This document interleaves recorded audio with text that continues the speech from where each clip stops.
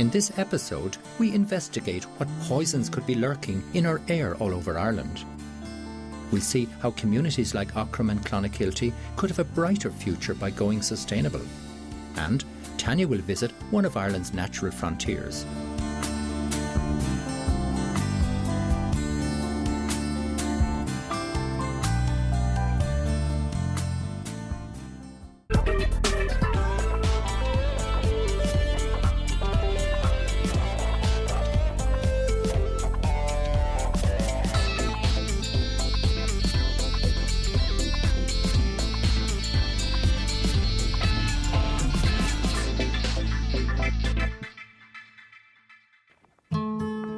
When it comes to our environment, there are some really good news stories.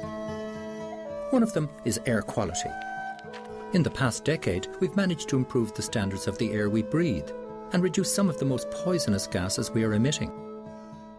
Today is quite unusual for up here in the Dublin Mountains, where visibility normally would be quite good. What we're seeing today is a smog that has developed because of the lack of wind. But in normal conditions, and for most of the year, Ireland is blessed with clean, fresh air blowing across the country, washing away all of the pollution that you see here. In terms of our air quality, we're actually one of the best in Europe because we're lucky with our wind coming in off the Atlantic, and also rain washes out pollution. So as a result of our, might be considered bad weather, we actually have very good air quality compared to Europe. However, where we're not so good is on our emissions, and the main reason for that is the emissions from traffic. Rathmines, County Dublin. Even now in the recession, houses here are among the most expensive in the country. You may think it must be one of the best places to live, but that might not be the case. The past 20 years have seen a threefold increase in traffic. All those cars and trucks are emitting high levels of poisonous gases and fine particles, including lethal nitrogen dioxide. Cars emit terrible pollutants that are extremely harmful to our health. When we sit in traffic, the fumes from our exhaust not alone harm us, but all of those around us, and especially the residents in the houses nearby. To see how bad things really are, I've arranged to visit one of the Environmental Protection Agency's 30 air quality monitoring stations. This one is just off the main Rathmines Road. So where's the monitoring station, Barbara? It's in this building here. In the public toilet. And the ladies. You really bring me to the best places, don't you? Right, so what have you got here? Well, just looking here, this is showing benzene here in the red. So this is at 7 o'clock before rush hour really starts in Rathmines. And we can see it increasing as rush hour, the morning rush hour progresses and goes up to 4 times its original level. So huge difference. Yeah, exactly. So these are all pollutants that impact on health, and benzene in particular is carcinogenic. And benzene now is from cars, from petrol.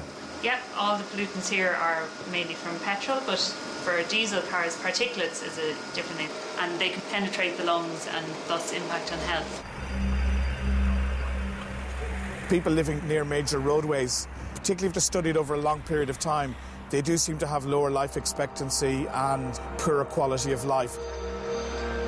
It can range from causing exacerbations of asthma attacks. It affects people with heart conditions, people who are diabetics. They're all a lot more susceptible. But even an ordinary healthy individual, if exposed over a long period of time, it can seriously affect their life expectancy. We can all help solve this problem by using our cars less. The state authorities can help by ensuring traffic calming measures. Our health will improve, thereby reducing our national healthcare bill. If we look at another area of air quality in Ireland, we'll see that there's much to be optimistic about. Dublin is actually held up as an example internationally on how you can do something to improve your air quality. But in the mid-80s, the pollution levels in Dublin were literally horrendous.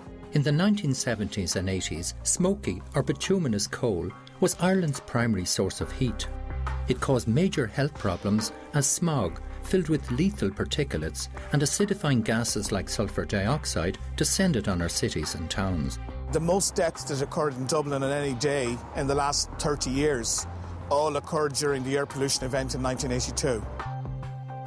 And eventually, the coal burning was banned in Dublin in 1990, and we saw a dramatic improvement in the health of the population. Heart attacks and respiratory mortality dropped significantly. Dublin's ban, together with the switch to natural gas, was a success and was expanded to all of Ireland's cities and some major towns. But the ban was not universal. Today there are many towns across the country where smoky coal is still burned. We've seen higher particulates than Dublin in towns such as Castlebar, Ferban, Ennis, any smaller town really that doesn't have a ban on smoky coal. Why is that? The emissions of particulates from smoky coal are much higher than from any other home heating. So if people are using smoky coal, there's particulates coming directly out of their chimneys and impacting on their local air quality. Ennis, County Clare, is one of the towns that has given particularly high readings. A voluntary ban on smoky coal has been introduced, but from what I hear, very few people are following it. I'm going to drop in on someone with the fire burning to see what's going on.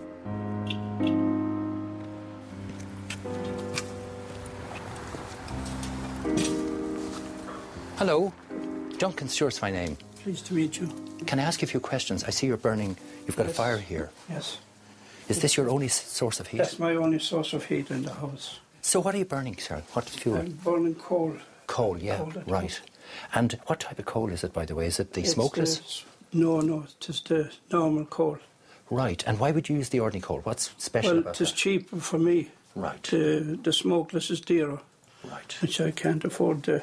I understand. You know. And did that give enough heat at all at night time? Well, I wrap a couple of blankets around me and I put some coats and whatever on top of the bed. I brought my bed downstairs.